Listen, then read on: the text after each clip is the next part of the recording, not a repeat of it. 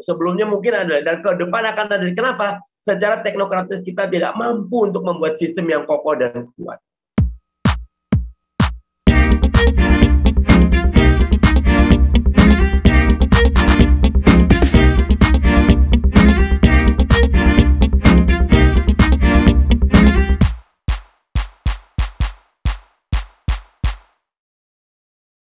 Kita harus segera keluar dari quote and unquote diskursus ideologis, diskursus kategoris, menjadi diskursus teknokratis, menjadi diskursus teknis strategis di lapangan.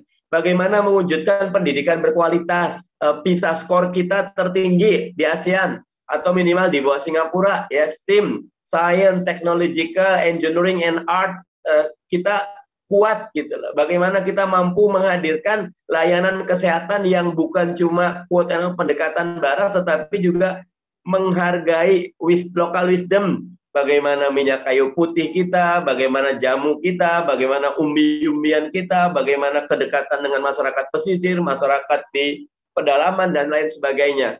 Bagaimana kita mampu mendefinisikan long term-nya negara agraris yang kuat, maritim yang kuat, pendapatan per kapitanya tinggi, saat yang sama memiliki local wisdom yang tinggi gitu. Nah, ini harus segera. Saya ingat salah satu guru kami di Partai Keadilan Sejahtera, almarhum Satri Hilmi Aminuddin, selalu mengatakan urusan ideologis kita sudah selesai. Tidak perlu lagi mendiskusikan negara Islam, khilafah segala, karena itu sudah selesai saat kita menyelesaikan di BPUPKI, saat kita menyepakati Piagam Jakarta sudah diganti dengan 18 Agustus, selesai. Tugas kita adalah bagaimana membangun negeri ini.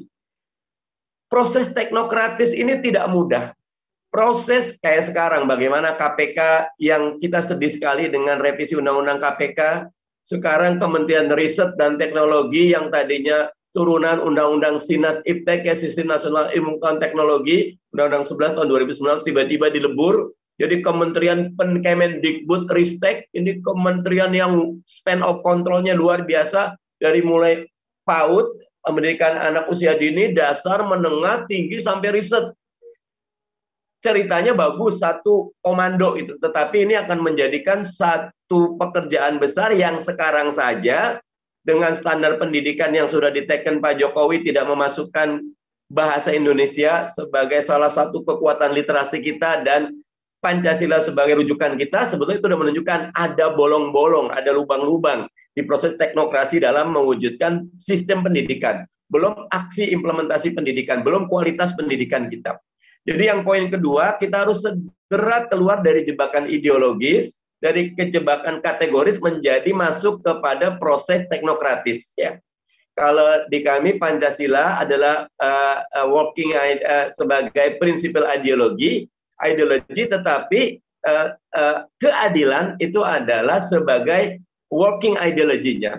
Harus ada keadilan bagi lingkungan hidup, harus ada keadilan bagi pendidikan Jawa, luar Jawa, harus ada keadilan bagi lokal wisdom, masyarakat adat, harus ada keadilan di seluruh sisi, karena adil itulah yang menjadi fondasi dasar dari NKRI. Dan adil itu harus diteknokratiskan, diadministratifkan, diwujudkan dalam sistem sosial, sistem hukum, sistem budaya yang terbaik. Dan itu pekerjaan besar. Kalau kita lihat sekarang, kisah bupati terpilih di NTT yang ternyata adalah warga negara Amerika, itu menunjukkan dari sisi teknokratis, kita tidak mampu menegakkan kedaulatan. Dan ini bukan yang pertama ya. Sebelumnya Archandra Tahar gitu. Sebelumnya mungkin ada, dan ke depan akan ada. Kenapa? Secara teknokratis kita tidak mampu untuk membuat sistem yang kokoh dan kuat. Terakhir yang ketiga, peluang dan tantangannya akan sangat besar peluangnya ketika sistem politik kita direformasi secara fundamental. Threshold presiden diturunkan, kalau 20 ini akan menimbulkan oligarki, dan lo lagi, PKS pengen 10%, ya. Kita turunkan threshold untuk pilkada juga 10%, Bung Rocky pengen 0%, nanti kita lihat titik temunya gitu. Karena apa? Barrier to entry-nya diturunkan sehingga merit system keluar. Everything rise and fall on leadership. Teman-teman sekalian, Ramadan kita hanya akan bermakna kalau kita sudah melakukan ibadah ritual dan spiritual serta personal, tapi berwujud kepada ibadah sosial, berwujud kepada reformasi sistem politik kita, sistem ekonomi, sistem budaya kita, sistem kehidupan kita menjadi jauh lebih baik, menjadi lebih adil. Dan itulah Ramadan harus hadir. Di poin ketiga ini, saya menyerukan diri saya dan kita semua, ayo, waktu tidak menunggu, kesempatan tidak menunggu, kita yang harus merebut, kita yang harus mengerjakan, kita yang harus mendisiplinkan diri untuk mewujudkan Islam rahmatan lil alamin, Islam yang memberi rahmat bagi seluruh alam di negeri tercinta Ibu Pertiwi ini.